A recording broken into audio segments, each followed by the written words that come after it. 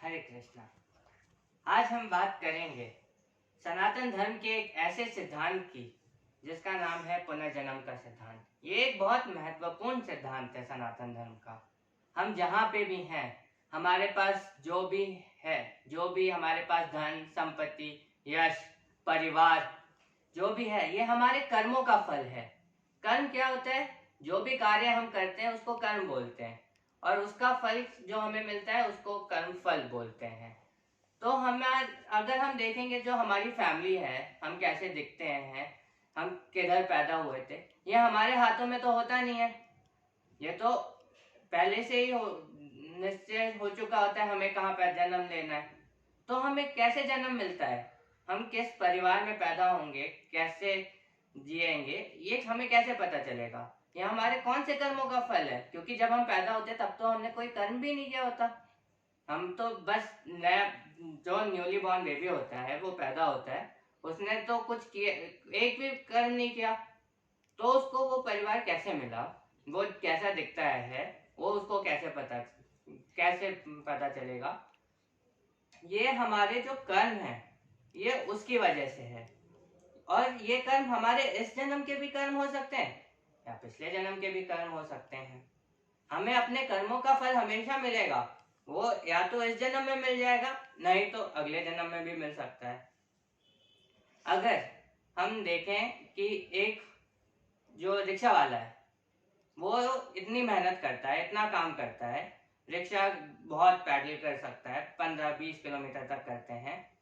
और देखा जाए कि बहुत सारे रिक्शे वाले गरीब होते हैं, वो तो इतना मेहनत करते हैं, इतना कर्म करते हैं, तो उनको उनका फल क्यों नहीं मिलता? उनकी मेहनत का क्या फल नहीं मिलेगा उन्हें?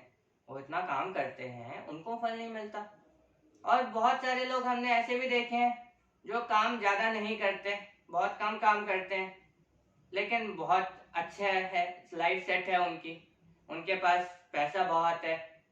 हाँ, या तो वो पैसा उनके बाप दादाओं ने कमा के रखा होगा बच्चों के लिए, उनको पैसा मिलता है, यश मिलता है, उनको ज्यादा काम नहीं करना पड़ता। तो ये अंतर कैसे आया है इन दोनों में? इसको समझने के लिए हमें समझना पड़ेगा हमारे कर्म कैसे होते हैं और हमारे कर्मों का फल कैसा होता है।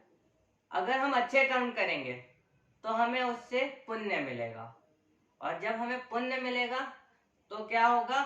तो हमें पुण्य से 4 मेजर चीजें मिल सकती हैं। एक आदमी के लाइफ में 4 चीजें मेजर महत्वपूर्ण होती हैं।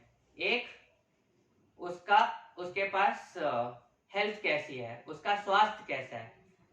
अगर हमारा स्वास्थ्य ही अच्छा नहीं तो कोई कुछ कितना भी हमारे पास यश कीर्ति धन हो, हम उसका कुछ नहीं कर सकते। सबसे ज्यादा महत्वपूर्ण है स्वास्थ्य। उसके बाद आता है हमारा परिवार कैसा है। हमारा परिवार अगर अच्छा होगा, हमें हर चीज में सपोर्ट करेगा, तो हम लाइफ में बहुत तरक्की कर सकते हैं, बहुत आगे बढ़ सकते हैं।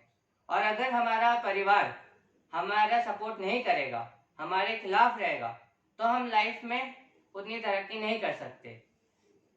तीसरी चीज आती है हम कैसे दिखते हैं, सुंदरता।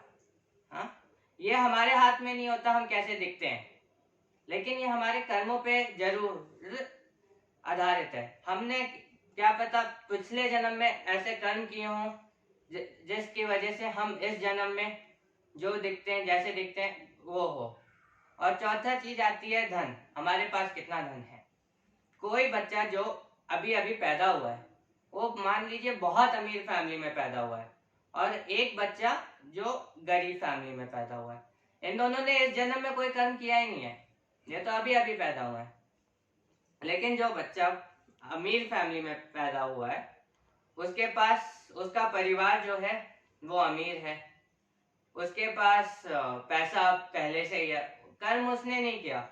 और जो बच्चा गरीब परिवार में पैदा हुआ है, उसने भी कर्म नहीं किया इस जन्म में, लेकिन उसके पास उसका परिवार में प्रॉब्लम्स होंगी अगर गरीब है तो, और फिर उसके पास धन नहीं है।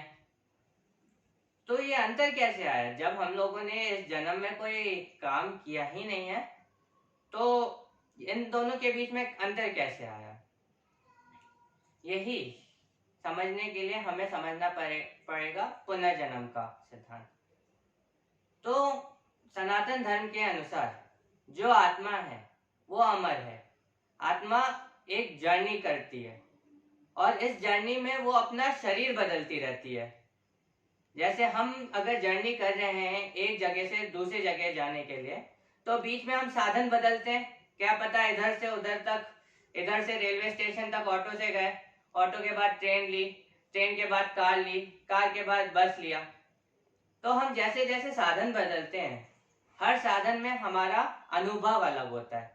कुछ साधन में हमें बहुत ज्यादा आराम मिल सकता है और कुछ साधन में हमें बहुत ज्यादा थकान भी हो सकती है। वैसे ही जैसे जैसे आत्मा शरीर बदलती है, उसके उस शरीर में जो वो कर्म करती है, उस कर्मों का फल उसे इस जन्म में भी मिल सकता है या फिर अगले जन्म में भी मिल सकता है। अगर हम देखें तो हमारे जीवन में बस 3 प्रकार के ही दुख मिल सकते हैं हमें। एक है आध्यात्मिक और दैहिक या शारीरिक दुख। ये हमें हमारे खुद के कर्मों की वजह से मिलता है। अगर इसका एक सबसे सरल उदाहरण लें तो हमारे पास एक गेंद है, हमने दीवार पे मारी और वो गेंद आके मुंह पे लग गई। हाँ, कष्ट हमें हो रहा है, हमारे शरीर को हो रहा है, और ये दुख हमें अपने खुद के कर्मों की वजह से ही मिला है। तो ये हमारे शारीरिक दुख हुआ। हमें अगर बुखार आ गया, ये शारीरिक दुख है और ये हमें अपने कष्टों की वजह से मिल रहा है, हमारे कर्मों की वजह से मिल रहा है, इस जन्म के कर्मों की वजह से मिल रहा है। और अब दूसरा दुख होता है आदि भौतिक दुख। ये हमें किसी और की वजह से मिल रहा है, किसी दूसरे की वजह से मिल रहा है। हम बैठे हैं, मच्छर ने आके काट लिया, ये इसमें हमारी कोई गलती नहीं, हम बैठे इसको मच्छर ने काटा, उसकी वजह से हमें यहाँ पे खुजली होगी, वो दुख हो गया आदि भौतिक दुख। जैसे मान लीजिए हम जा रहे हैं, रास्ते में जा रहे हैं और एक कार वाले ने आके कार ठोक दी, इसमें हमारी गलती नहीं थी कि, और वो कार वाला शराब पी के कार चला रहा है, ड्रंक एंड ड्राइव कर रहा है, और हम सही से जा रहे हैं, जीब्रा क्रॉसिंग से क्रॉस कर रहे हैं, लाइट ऑन है, ग्रीन लाइट है, हम जा रहे हैं और कार वाले ने आके ठोक दी। इसमें हमारी कोई गलती थी?